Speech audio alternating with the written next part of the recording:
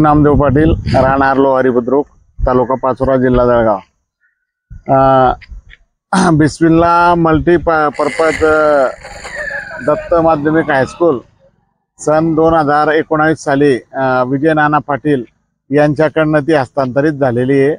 पण आमच्या माहितीचं असं येतं आहे की 2017 साली ही शाळा कागदोपत्री हस्तांतरित दाखवलेली आहे.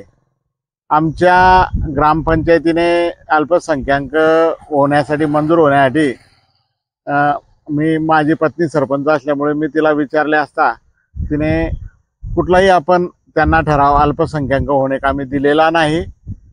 जे बी काही आज अल्पसंख्याक होण्यासाठी दिलेले असतील ते कागदपत्र सर्व बनावट आहेत. त्यामध्ये आमचा कुठलाही काही एक संबंध नाही.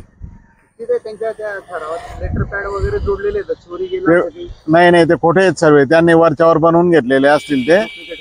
हा, पण आमचा त्या अल्पसंख्याक होण्यासाठी कुठल्याही प्रकारचा प्रस्ताव म्हणा किंवा ठराव म्हणा माझ्या पत्नीला सूचना केल्यानंतर विचारल्यानंतर तिने स्पष्ट सांगितलं की आपण असा कुठलाही ठराव किंवा काही बिस्मिल्ला मल्टीपर्पज फाउंडेशन यांना दिलेला नाही. विशेष म्हणजे 19 ला घेतली, 17चा बॅकडेटेड ठराव मंजूर केला. मग ते आता विषय कसा आहे, शिक्षण खात्यामध्ये अनगोंदी कारभार चालू आहे. काही शिक्षण विभागातले अधिकारी पण याच्यात मग मॅनेज झालेले आहेत सर्व, त्याच्यामुळे आगोळ चालू आहे आणि याची चौकशी व्हायला पाहिजे. ग्रामपंचायतीची सध्या बदनामी करताय म्हणजे. हा, ग्रामपंचायतीची बदनामी करताय. आमचा जर कधी ठराव दिला असेल तर आपण पाहिजे ती शिक्षा आमची जी आम्ही भोगण्यास तयार आहोत. सगळं कागदपत्र बोगस एवढं, सर्व डॉक्युमेंट